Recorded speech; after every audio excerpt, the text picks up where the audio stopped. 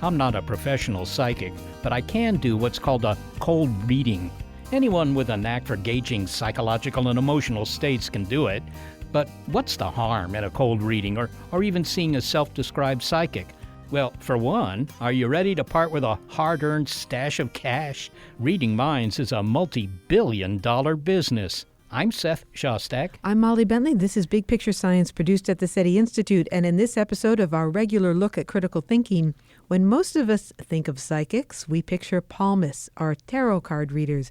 A bit of fun at small expense, and perhaps the only cost is to your wallet. But widespread belief in psychic phenomena in the U.S. is an invitation to scams and hucksterism, and some pseudoscience businesses extract a more substantial cost. There are naturopaths out there who think that they can heal serious diseases like autoimmune illnesses, heart disease, and cancer. Find out what disturbing event prompted her to quit the field, how we might avoid the worst consequences of belief in pseudoscience, and why ignorance of science is not bliss. It's Skeptic Check, betting on pseudoscience.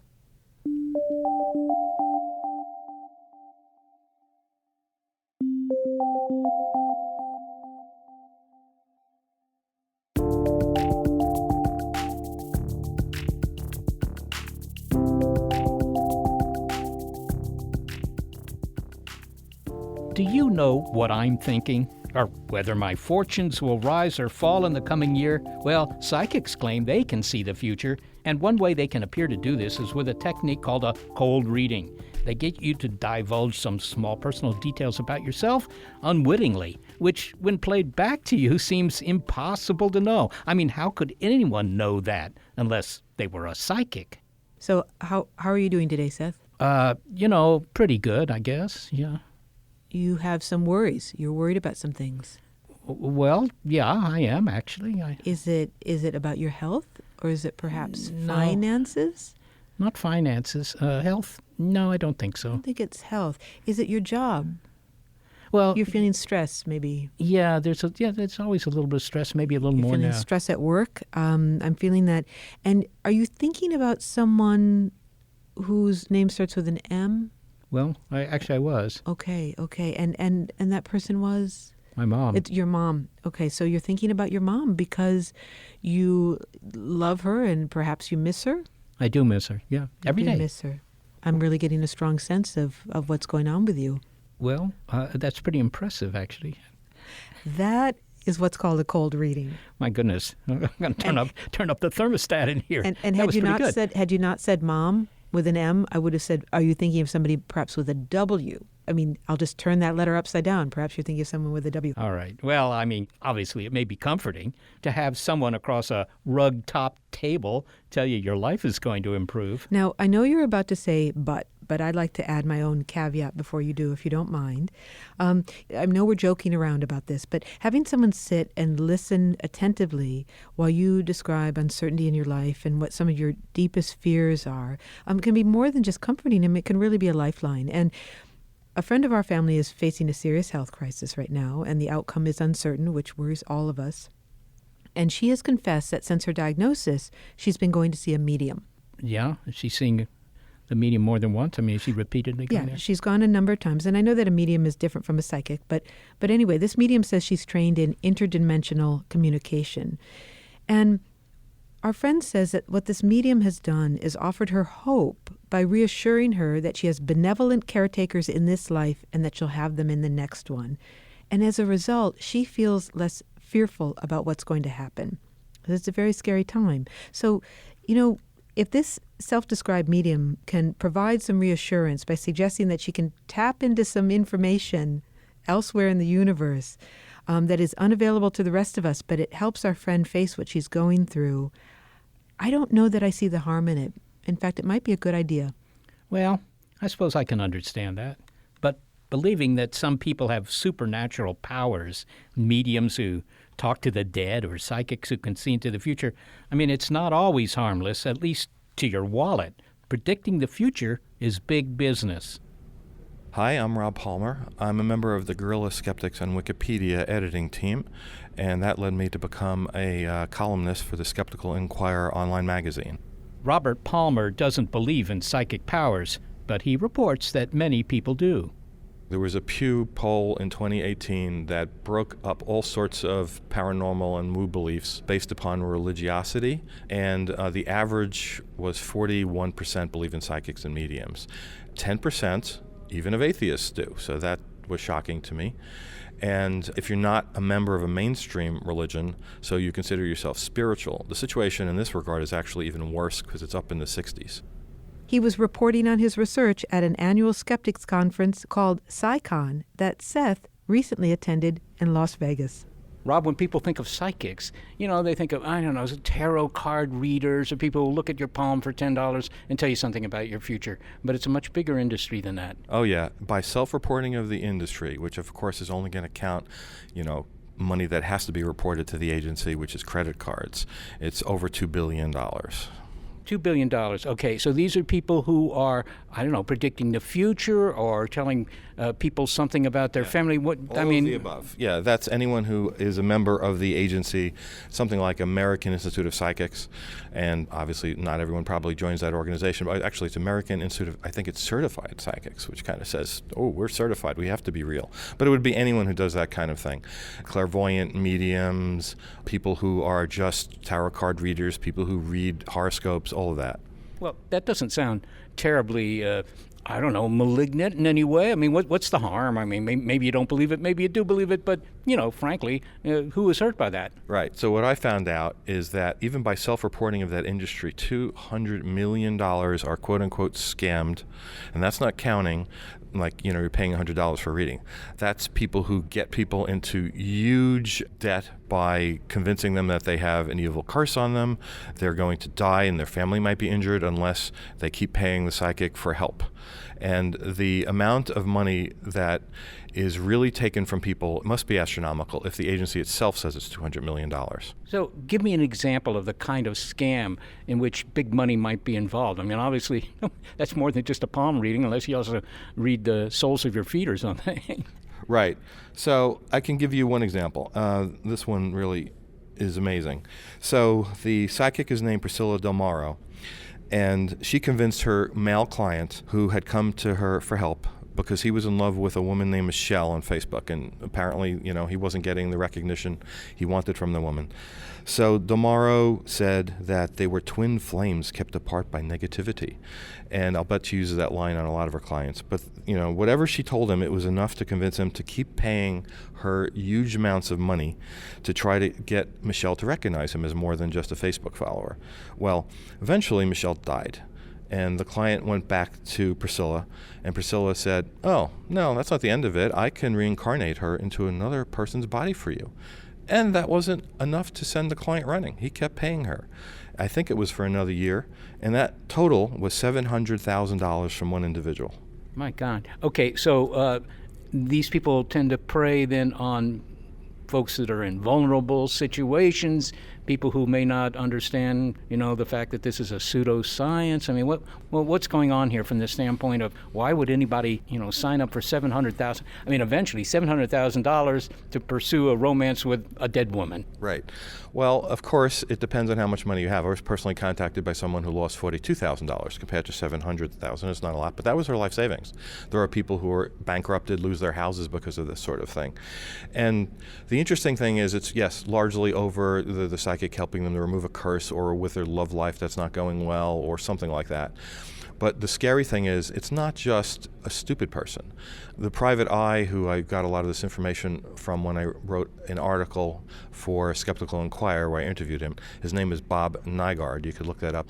He says that the people who fall for this are doctors, they're lawyers, they're CEOs of corporations, they're professors. One professor told him that he lost $200,000, but he didn't want Nygaard to pursue it. He just wanted Nygaard to know the name of the person so that they could watch the psychic. So she didn't do this to anyone else.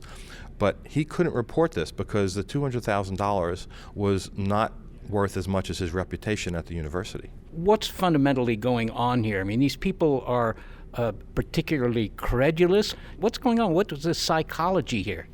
They're experts at psychological manipulation. That's the quote from the detective. And he says, without ever having gotten a degree, they're experts at psychological manipulation. They know how to push the right buttons. And from personal experience, I have friends and coworkers who will argue with me strenuously. from one experience they had that, oh no, I'm wrong. Okay, maybe some of them are fake, but the person they went to is real. And one of them actually had a reading from the famous John Edward. He told her the name of her ex-husband, and quote unquote, there is no way he could have known that. Well, maybe it was a cold reading thing where he said, is your ex-husband's name Brad or Bill or Bob? Or oh yes, he said Brad. And she swears he only said one name. But of course we know memory is fragile, and that's likely not what happened. Well, when we think of scams, I mean, if you were selling snake oil, and what I learned at this conference is that there actually was snake oil made from snakes. That's something I didn't know. I guess squeaky snakes probably need snake oil. But if you're doing that, we have the FDA. So there's some protection. If you sell something claiming that it'll cure cancer or whatever, that violates the law. But if somebody comes in and says, I'm going to put you in touch with your lost dead relative, is there any real recourse, particularly given the fact that people are reluctant to report this stuff? So New York State has a law that's been on the books since I think it was the mid-'60s, which says that doing any of this kind of thing is punishable by a fine and a prison sentence of 90 days. Not a lot, but if you keep getting somebody for that, they would probably stop. But the reality of the situation is Manhattan is overflowing with psychic shops. In poor neighborhoods, rich neighborhoods, it doesn't make a difference. So law enforcement doesn't take this seriously. That's a big problem. So one thing Bob Nagar told me was, you could be not too intelligent and leave your keys in a car running and going into a store to get a quick coffee, and teenagers drive off with your car. He doesn't think there's any police precinct which would tell you, oh, it's your own fault, you gave him your car. But that's what they do. If they say you gave the money to the psychic without a gun to your head, so it's not a crime. Well, finally, Rob, what can one do? I mean, obviously, you're interested in bringing these people to account, stopping this scam, which is what it is. What can anybody do? What should society do? Okay, as individuals, I think the best we can do, if we're not in law enforcement and that sort of a thing, is to basically protest the venues that are giving these people access to people to scam. And even if an individual psychic who's going into a public theater or something, paying for the spot, is not a person who's going to scam you out of more than a $10 reading, it's going to promote the belief that these kinds of people are real, and then the people in that audience are more likely to go to somebody who might do that. I personally did this actually. There was a local theater who we go to in our area, which has plays we like. And before the play last month, the theater manager came out and told us what upcoming events were, and they were going to have a psychic medium, and she was proud to announce that. So I actually did write a letter, and they said, well, thank you for your opinion. It had a lot of links in it to my paper on this subject, and also videos on how psychic mediums do cold reading and hot reading. And they said, well, we'll take it under consideration the next time. And I think that's the best I could have hoped for. Rob Palmer, thanks so very much for speaking with us. Thank you. Robert Palmer is a member of the Guerrilla Skeptics on Wikipedia editing team and a columnist for Skeptical Inquirer. Well, let's put what Rob Palmer said into the big picture. My name is Lee McIntyre, and I'm a research fellow at the Center for Philosophy and History of Science at Boston University, and I also teach ethics at Harvard Extension School.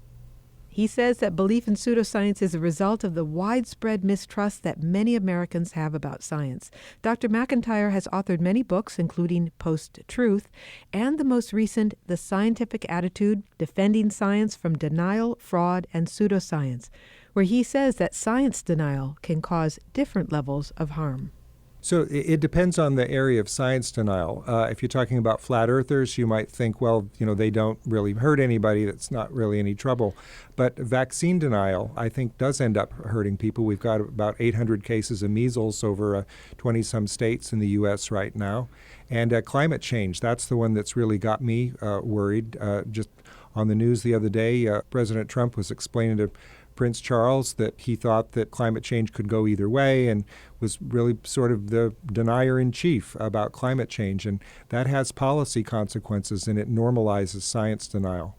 Well, it certainly sounds like a crisis. We hear about how 1/3 of the public, more or less, disbelieves in Darwinian evolution. A lot of folks, as you note, think climate change is some sort of hoax. Others believe that vaccines are actually dangerous for their kids. It sounds like an extension of the phenomenon of fake news to science. I think you hit that exactly right. In fact, the current post-truth problem going on in Washington, D.C. and elsewhere about fake news came from science denial. If you read Naomi Oreskes' book, Merchants of Doubt, you understand that this really all started in the modern era with pushing back against the idea that there was a link between cigarette smoking and lung cancer. And that became the blueprint for climate change denial. And I think that what happens is if people think that, well, you can push back against those scientific topics, why not push back against anything? Why not push back against the idea that the crime rate is rising rather than falling, or what's going to be the result of a tariff? I mean, why not deny any facts in general, or what counts anymore if you can attack science? Well, do you think that this is because of the fact that, in a sense, science can never prove something? There's always the chance that that next experiment will show that the apple falls upward, for example. And yet Newton's theory is, fairly well established, I would say. Are they seizing on that, or is it just sort of a relativistic moral standard here that, nothing is absolute? I think it's the former. I think it's this idea that a lot of people have that science is about proof and certainty. You'll often hear science deniers say that evolution is just a theory or that climate change isn't settled science. They're looking for 100%. They've got an impossibly high standard that has to be met. And they'll call themselves skeptics, but that's not really skepticism. That's more kind of cafeteria skepticism. Because one thing that I've noticed is that science deniers, a lot of them tend to be conspiracy theorists. Conspiracy theorists have a double standard for evidence. Really, anything that they don't want to believe, no evidence is going to change their mind. But if it's something that they do want to believe, they're completely gullible about it.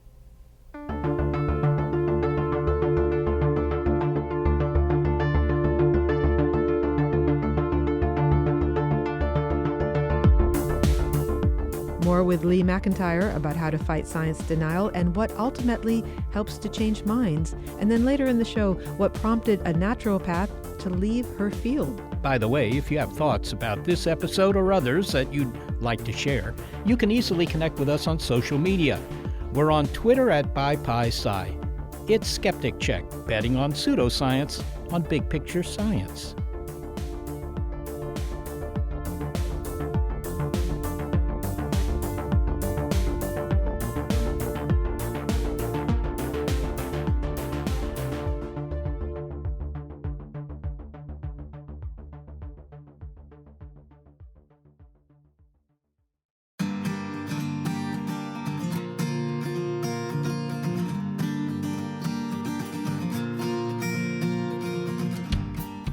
Among the public, science is often thought of as being defined by its tools.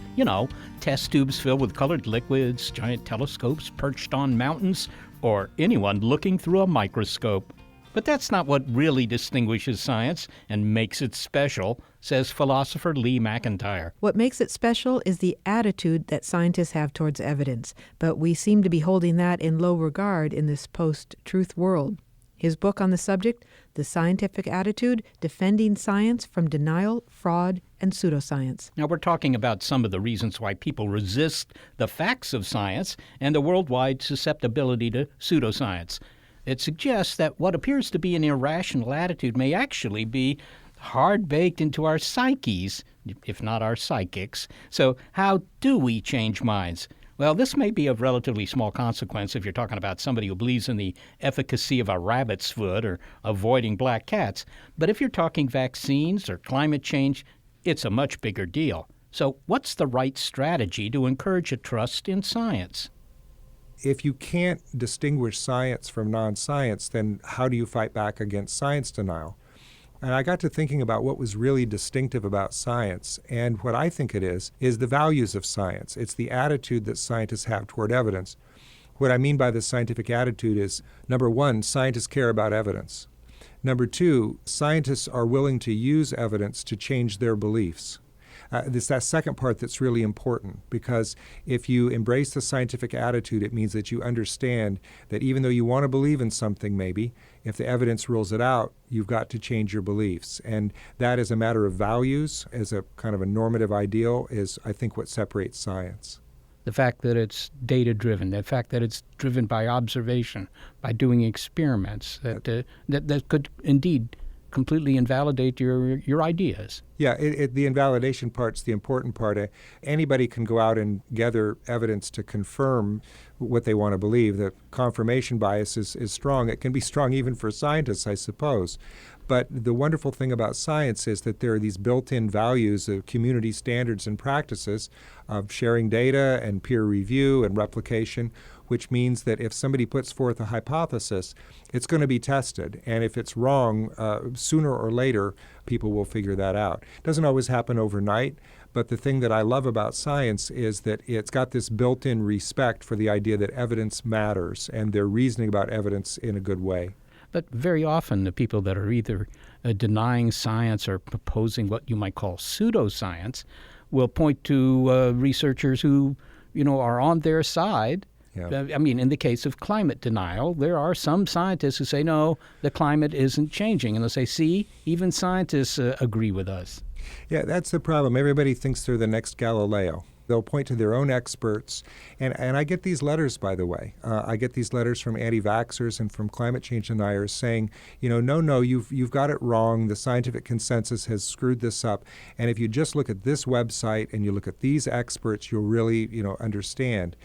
I understand that there are some mainstream scientists at prestigious universities who have got alternative theories about climate change. By the way, this is still happening with evolution. We don't have 100% scientific consensus on evolution by natural selection. Scientists are a contentious bunch. You're never going to get them all to agree.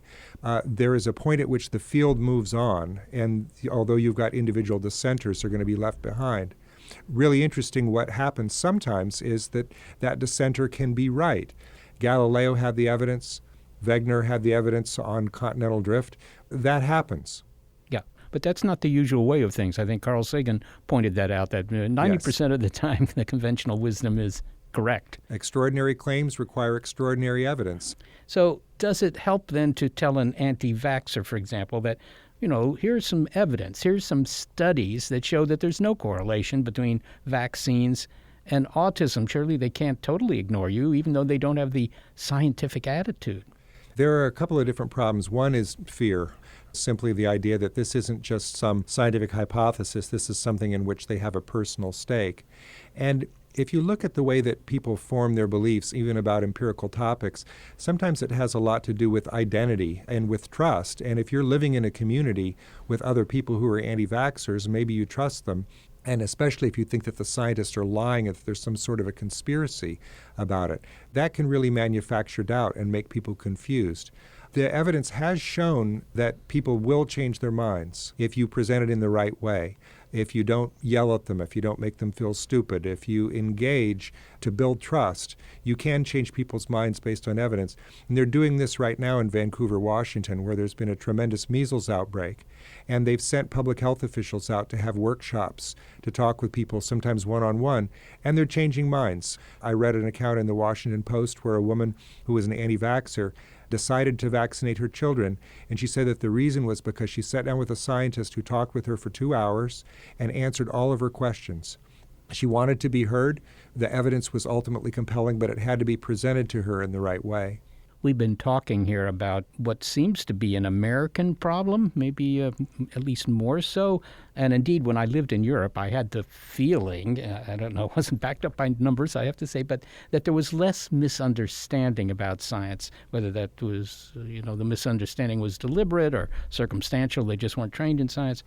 But is that true? Is this a more severe problem here in the United States? It depends on the area. It depends on the area of science denial. If you look at evolution by natural selection, Turkey is the number one country for denial of evolution by natural selection. They actually ban it from being taught in their public schools. Then flip over to someplace like China. China is very enlightened about climate change. They don't have the same climate change denial that we do here, even though they're the number one contributor to that. I don't think that science denial is a uniquely American phenomena, but I do think that there's a sense in which it's been growing here faster than it's been growing in other countries. I mean, the human brain is wired up with these cognitive biases, and then they're exacerbated by finding your silos, your community on the internet who back you up. And it is worldwide.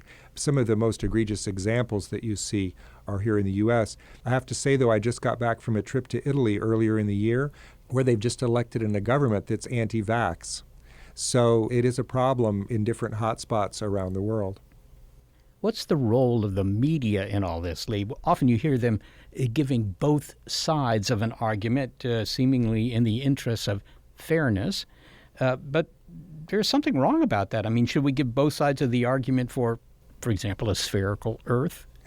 Yeah, it's the problem of false equivalence, and this we find in post-truth as well. Journalists sometimes feel that it's their job to be objective, and the way that you're objective is to get both sides of the story. But as I say, the halfway point between the truth and a lie is still a lie. Journalists are not supposed to be indifferent between the truth and a lie, and so by having these terrible split-screen debates on TV where they'll have James Hansen on one side and they'll have somebody with a website on the other side, and they're talking about climate change. They give them equal time, and then the host refuses to talk about consensus. That's itself a kind of bias. That leads the viewer, the reader, the listener to think that there's controversy where there really isn't one. So the way that the media covers science is sort of appalling. At a certain point, the media do decide when people are getting hurt that it's not fun anymore, and maybe they're creating controversy and hurting people. So if you look at, for instance, recently, since the great measles outbreak in the U.S., they're not doing so many of those split-screen debates, maybe because public opinion has shifted. But in general, I think that science coverage in the media leaves a lot to be desired because they're not really talking about scientific consensus. They're looking for a story, and a story is usually based on controversy. Do you think that this problem being the lack of understanding and appreciation of what science is worse today than it was, say, a few decades ago? I do, and I think the thing is the cognitive bias has been there, but what's new is social media. What's new is the internet. When I was a boy, I remember just being appalled. My mom told me that, well, there were people who believe that we didn't go to the moon. I think, well, how is this possible? Because we'd never met one. I mean, there was a fringe community, but where did they find one another? How did this get reinforced? It really wasn't. But now, no matter what you believe, you can find your community on the internet. The Flat Earth movement is growing, and it's because there are all these YouTube videos, and people get, as they put it, sucked down the rabbit hole. They watch the YouTube videos, they become radicalized. Now they have conventions once a year for flat earthers. So this is growing, and I think it creates a climate of denial that then may make it seem as if, well, climate denial or vaccine denial, that's more mainstream because look at how far the fringe has gotten now. At the most recent meeting of the Flat Earth International Conference in Denver in November 2018, there were 600 people there who were attending seminars on quote-unquote evidence for flat Earth. Studies have shown that people let their peers influence their own beliefs. They want to fit in. And if your crowd doesn't think evolution is real, or then maybe you don't either. So it doesn't sound as if simply being confrontational about these things is going to help, because you're not just arguing against an individual, you're arguing against their entire peer group. Yeah, it can be very hard. I mean, the hardcore science deniers, somebody whose identity is completely wrapped up with whatever their belief is, maybe you're not going to be able to convince them. I'm a great advocate in the idea that scientists and others who care about science need to engage, though, and we need to engage for the sake of the audience, because if we don't engage, then that just means that the voices of disinformation and denial are louder and they're reaching further. The way that you really reach people is one-on-one, is to build trusting relationships by getting to know them, and the only way you do that is through engagement. So as much as I have respect for scientists and their time, and who wants to be out there doing this, I do think that it's important for them to push back. There's a line that you don't want to cross. I don't think that scientists need to get baited into having public debates where they can be giving oxygen to some fringe views. But I think that scientists can help the media, for instance, because when the media is covering something as a controversy, there needs to be a scientific voice on the other side. You do see this. You see Neil deGrasse Tyson and others on various topics as the public face of science pushing back, and I think we need to see more of that. Well, finally, Lee, is there any cause for optimism here?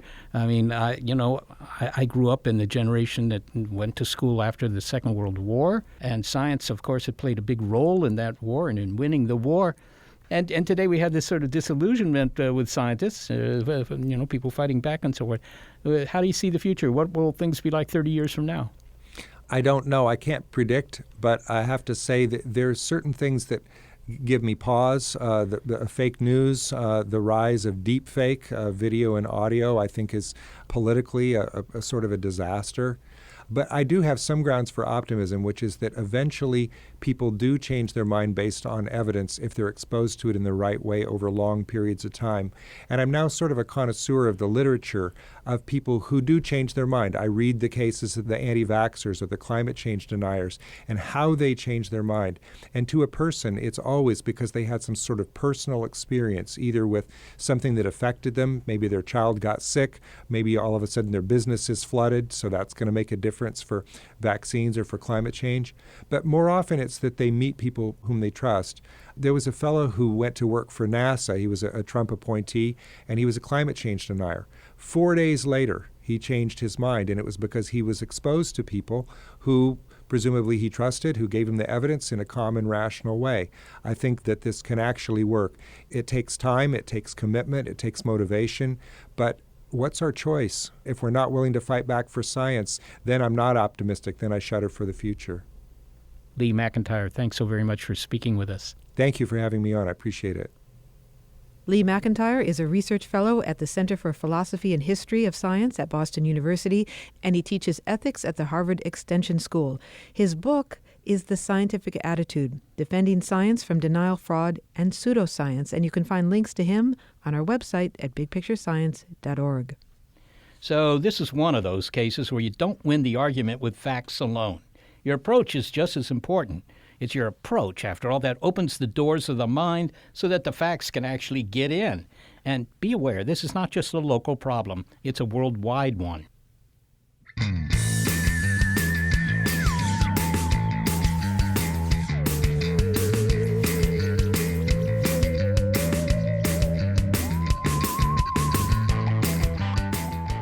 All right, well, we've been talking about believers amongst the public and how one might change their minds.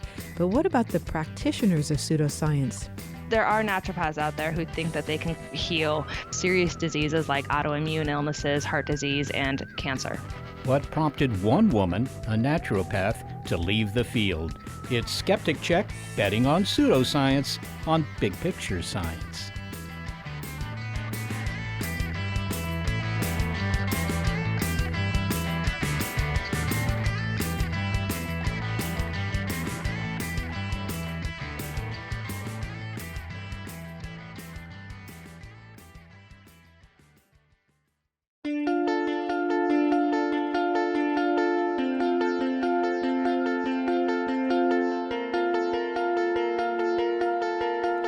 Naturopathy, like homeopathy, is a subdiscipline of so-called alternative medicine. It claims the remedy for what ails you is a healthy lifestyle. Just eat those rutabagas and your chronic tinnitus will go away. Well, according to the National Institutes of Health, 2% of Americans, that's about 6 million people, treat their infirmities with homeopathy. And according to a naturopathic newsletter, 8 times as many trust the healing properties of so-called natural products, the basis of naturopathy. But I'm just telling you what I know about naturopathy, so let's get a second opinion. Well, I used to be a naturopathic doctor, and so that meant that I would see patients and provide them with information to convince them that I was trained in both real medicine and also all of these ancient and traditional medical concepts, these things that were used a long time ago, like special herbs and homeopathy, for example. Britt Hermes studied naturopathy, entered the field, set up a shop, and began to see patients. But then something frightened her and she quit. Do no harm is part of the Hippocratic Oath for doctors, but Britt Hermes eventually realized that it did not apply to naturopathy. She now campaigns against those who practice it, earning her the media's nickname, Naturopath Whistleblower. Britt, how did you become a naturopath practitioner? Does one get a degree in it? So it depends on the state that you live, what the requirements are to call yourself a naturopathic doctor. But in general, you're required to graduate from a 4-year accredited naturopathic school and then take a licensing exam. Now, you're going to find naturopaths on their website providing information that is actually not so accurate. So oftentimes, naturopaths will call this licensing exam a board certification exam. So there is no such thing as board certifications in naturopathy. And you're going to find naturopaths referring to their school system as a naturopathic medical school, which is not a thing either. There's naturopathic school and then there's medical school. And these are two separate entities accredited by separate boards and very different things. But you say you spent 4 years at a college studying this. What attracted you to naturopathy? Basically, I had a very typical experience, which is I had a bad experience with a medical doctor. So the quick story is that when I was a teenager, I was diagnosed with psoriasis. I felt very upset and self-conscious about this. So I went to a dermatologist for help, who, in my memory, sort of brushed me off and told me to get over it, and I would have to take steroids for the rest of my life. And when I asked this dermatologist if there was anything that I could do to help mitigate the symptoms or change the course of disease, he said no, and that I needed to suck it up and get over it. And being the stubborn teenager that I was, I decided that I was going to prove him wrong and started exploring these natural medicine ideas and treatments from an early age, which eventually led to me pursuing it as a career path. Many naturopaths either set up their own clinic, and this clinic can be, just a room out of your home. But many times naturopaths are trying to provide the impression that they are just like medical doctors. So they're setting up their practices to look like what you would think of a normal medical practice, with like a waiting room and a receptionist desk and treatment rooms in the back and all that. That kind of thing. And would you have them? I mean, obviously, you don't examine them with the traditional tools of a medical doctor, right? I mean, you're not taking their blood pressure or stuff like that? Well, naturopaths are trained to do all of those things. So many naturopaths do, but whether or not, this type of conventional medical information goes into the decision-making process for coming up with a diagnosis is really dependent upon the individual naturopath. And that's because naturopaths believe in information that is not part of the conventional medical system. So naturopaths use their own made-up special diagnoses, for example. They have their own ideas about physiology and how the body functions. And so you might have a naturopath who is listening to your heart and taking your blood pressure and taking note of this information, but he or she is also combining that with some esoteric information about how that patient feels when they're exposed to certain lights or at certain times of day, for example, or grief that perhaps is in that person's life. So lots of like different emotional, psychosomatic things that are sort of being interwoven into that medical visit. Well, perhaps you could describe an example of somebody who came in with some complaint or other, and what you asked them and what they told you. Sure. So a frequent example is someone coming in to talk to me about, let's say, high blood pressure. So we're talking about their heart, and so perhaps I'm listening to their heart, I'm taking their blood pressure, but now I'm also getting a very extensive family history, not just health history, but just I want to know about how that person was raised, the family environment that they were raised in, what their mom and dad were like, and I'm specifically looking for elements of heartache and grief for that patient, because I want to know perhaps if this person went through a traumatic event that preceded or came right before the onset of this high blood pressure and this heart problem. And I'm taking, careful information to kind of get this detailed, what a naturopath would call holistic picture of the patient, so that at the end of the visit, when I'm making my treatment recommendations, I can then add in some herbs or perhaps some homeopathic pills that can address the energetic component of heart disease. Did you frequently encounter patients who had what you might call very serious conditions, cancers? Oh, sure. So the clinic that I worked at in Arizona was owned and run by a naturopath who treated almost exclusively patients with cancer. And so I saw a lot of these patients either alongside him or as sort of like in a nursing role to help out with the treatments that were provided. So I did a lot of alternative therapies for cancer patients. Did you hear what happened to them? Yes. Yes, I did hear what happened to them. So many of these patients that came to see us in the naturopathic setting were very sick and were probably going to pass away anyway and did die while pursuing naturopathic therapy. And then this other set of cancer patients who weren't necessarily super sick with cancer yet, but were afraid of the cancer care, many times got more sick while pursuing cancer therapies. Well, you eventually left naturopathy, and you write that you left the field with a bang. That sounds both dramatic and sudden. What happened? It was really dramatic. I found out that I was accidentally involved in what could potentially be a federal crime. I was helping my boss at the time administer a non-FDA approved cancer drug to patients. And the importation and the administration of a non-FDA approved drug for the treatment of cancer or any disease is potentially a crime. And when I found out that this was going on, I felt terrible about it. I felt like I had been accidentally involved in duping patients. And it turns out that this drug was very dangerous and associated with all sorts of really scary side effects like liver failure. And I felt sick about it. And it essentially prompted me to take a step back from naturopathy and to assess what I was doing as a naturopath and to start to look at the profession critically. And with this new set of eyes, I realized that much of what I was doing, if not all of what I was doing as a naturopath, was not based on science. And most of the profession functions and profits off of selling dangerous and many times unnecessary treatments to patients. You say it can be dangerous. Is the danger because of what you're actually asking them to do, to take, whatever, or is it simply because they don't go through the kind of regimens that the traditional, or should I say the conventional medical establishment would have them do? There's all sorts of different types of danger that come into play. So there is exactly what you mentioned, where many times patients are pursuing naturopathic or alternative care, and so they are missing out on regular conventional care, which can be dangerous because you can miss a diagnosis or miss an important window for treatment. It's also dangerous because there's this misconception that naturopathy, because it's based on natural concepts, whatever that means, that they're not harmful, when in fact these natural therapies can be very harmful. They're not vetted by the FDA necessarily, so they're not necessarily shown to be safe or effective. And the patient can react very poorly to these types of naturopathic therapies. So a quick example, there was a young woman in San Diego who went to a naturopath for the treatment of eczema, which is basically itchy skin.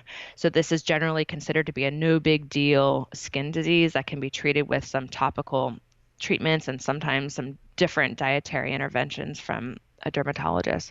But this naturopath recommended that the patient receive an injection of a prepared herb called turmeric. So it wasn't the herb itself, but rather it was an ingredient that was extracted from the herb. And unfortunately, this patient had a terrible reaction to the injection, basically resulting in her heart stopping, and she passed away. And so this is a patient who just went in to basically get some additional help for a bummer of a skin condition, but not a life-threatening disease. The naturopath recommended a ridiculous treatment, and the patient passed away as a result. So even if you're not going to a naturopath for something serious like diabetes or cancer, there's a real risk to it. Is there any evidence that supports naturopathy? I mean, do any of the patients get better? So this is a tricky question, but an important question, because naturopathy really refers to a wide range of practices that are commonly characterized as complementary and alternative medicine. It's not any one thing that is easy to study. And people from within the naturopathic community are trying to study naturopathy, but they're not doing so using the rigorous clinical trial designs in order to assess the research questions.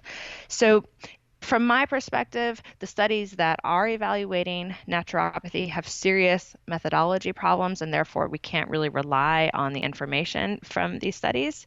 And I don't feel like naturopathy is effective or is safe because the parts of it that do work are medicine. They're not naturopathy. The thing that is true naturopathy, the stuff that is the core of naturopathy, is all of the stuff that is alternative to medicine. It's all of the stuff that is not scientifically based, and it's all of the stuff that is really based on these archaic and pseudoscientific and sort of pre-scientific ideas. Since you've left naturopathy, you've also been working to understand why you were drawn to it in the first place. Have you learned anything beyond the fact that you had a condition that, your doctor said deal with it, and you decided that wasn't a good answer? Well, I've come to realize that patients don't necessarily remember the specifics of their appointments with their doctors, but they do very much remember how that person made them feel. And medical doctors historically struggle with making patients feel heard, especially certain populations of patients. So women and people of color typically don't feel like they are being listened to in a doctor's office, whereas the naturopathic experience is really warm, and there's usually a lot of empathy expressed in that visit. And so patients walk out of their time spent with a naturopath feeling really good about that experience. And so that's one thing that I try to stress to the medical community, is that the time that you're spending with that patient is really important in creating this nurturing and this supportive environment. And less important is what you tell that patient, and more important is how you make that patient feel, and helping them to feel empowered in their health and like they can take control of their health using the tools based on science and evidence that you are offering them. The importance of a good bedside manner. That's right. Finally, Britt, we've heard earlier in this show that often what leads someone to stop their anti-science views, to give them up, is a conversation with someone who has the facts but who can answer questions. Or I've also heard others who have abandoned that belief and were, once like you. What was it in your case? Well, I was really scared. So I think this fear really motivated me to start to look for answers and look for information that was critical of naturopathy.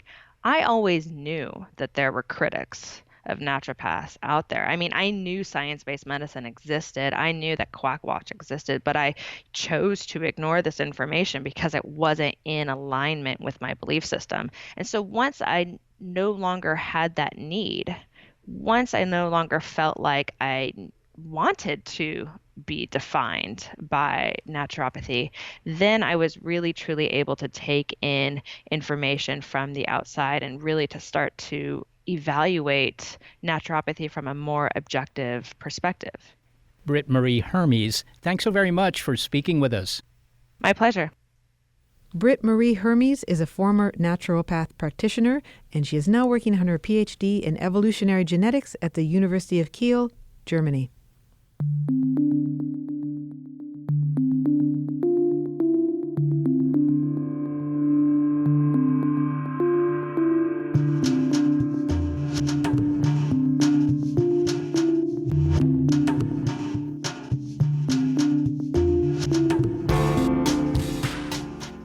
So, what's the big picture here? We've heard that seemingly benign, even amusing pseudoscience practices, such as psychics, can have a dark side. And for some, such as naturopathy, that side can be very dark indeed. But we've also heard that combating these harmful beliefs won't be accomplished by simply lecturing the benighted. So if you want to change someone's mind, sit down with them, answer their questions, avoid being critical. And by the way, it wouldn't hurt to make sure more people understand that science isn't just about having a white lab coat and a microscope.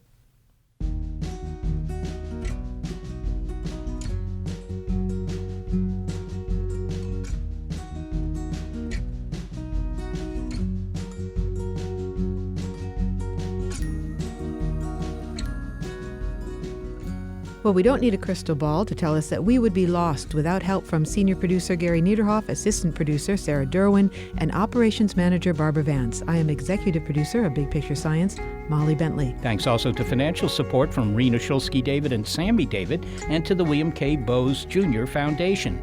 Big Picture Science is produced at the SETI Institute, a nonprofit education and research organization whose scientists study the origin and nature of life, including the contents of asteroids and comets.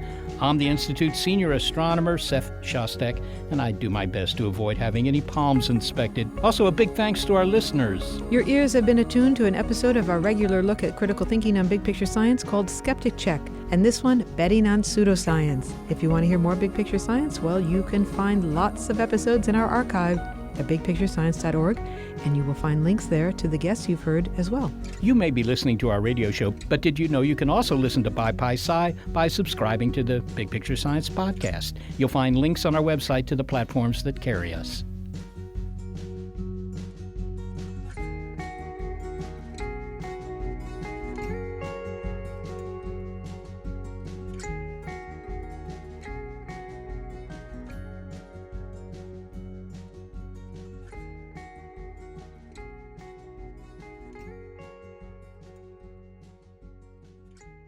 Skeptic Check is brought to you thanks to a generous grant from the Trimberger Family Foundation.